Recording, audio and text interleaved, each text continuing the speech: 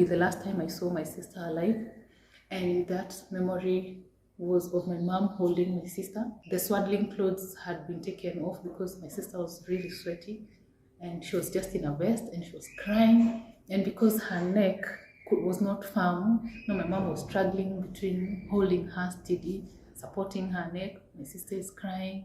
My mom has a bag. And so we stayed, and then we headed back home in Nyeri and left my mom in Nairobi. For 5 days, my mom was admitted in Kiku Hospital with my sister. And then they would come home. My sister had recovered, and then we just continued with life. At that point, my sister had also started achieving some milestones, which usually kids, I think, have accomplished by that time. So she was cooing, and she had started calling mom, and she used to lift her right hand and just admire it, and then she'd get tired and place it back on her hand. Then she'd call mom. She had discovered her tongue. There was a lot of cooing with the tongue, discovering her hand and calling mom. On until January, when I'd go to Form 1. But in this period, even though she had come from Kiku Hospital, we are still going for checkup for cardiology, and we're still going for physiotherapy. I started hearing, it was December at that time, then now conversations that started flying around were surgery, the heart, survival, and how many holes in the heart, and all around. I wasn't understanding, but I knew people were talking about my sister. But at that point, nobody had told me what was going on with my sister. I just knew that she was really sick. Then I'd go to Form 1 and come back home for midterm. And on my way to school, my mom asked me to meet her in Nyeri. My mom had come from a cardiologist in Nairobi, so we met in Nyeri.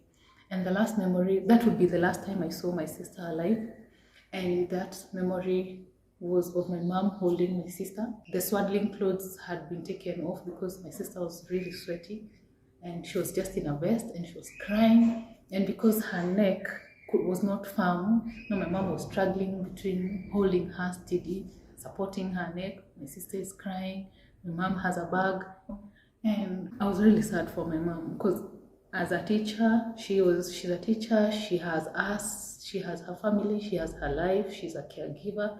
She has to make all these trips to Nairobi and back, to and fro, because the routine was Tuesdays were the days to go to Nairobi, that on Wednesday they see a cardiologist, and Thursday they'd come back. Because one trip to do all those things would be so exhausting for my sister. That was it. Sometimes they would go with my father, but also now sometimes my dad would be left behind because of taking care of my brother and my sister.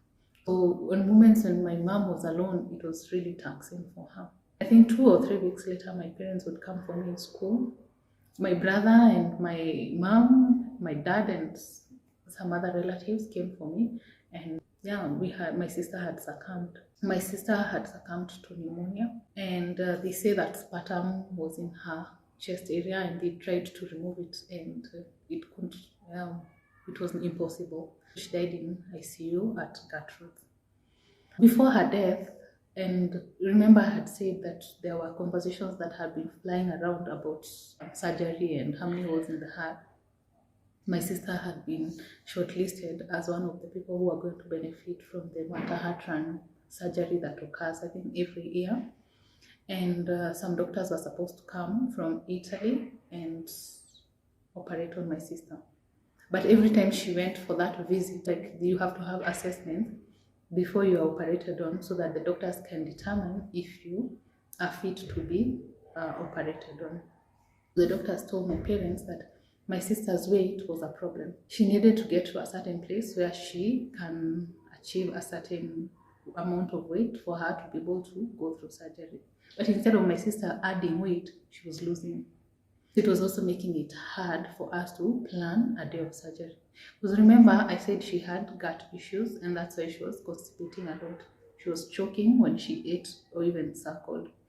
And no, the indigestion that was causing the constipation also meant that nutrients were not being absorbed in the body the right way. Instead of gaining weight, she used to lose it. With every hospital visit, there was a loss in weight.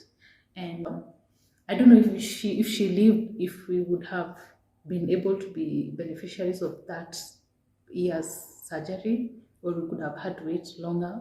I'm not sure. I think in part 4, we can discuss about the symptoms and features of Down syndrome that we could have looked out for if we had known in good time that my sister had Down syndrome, or I, as a sibling and a caregiver of my sister, would have looked out for.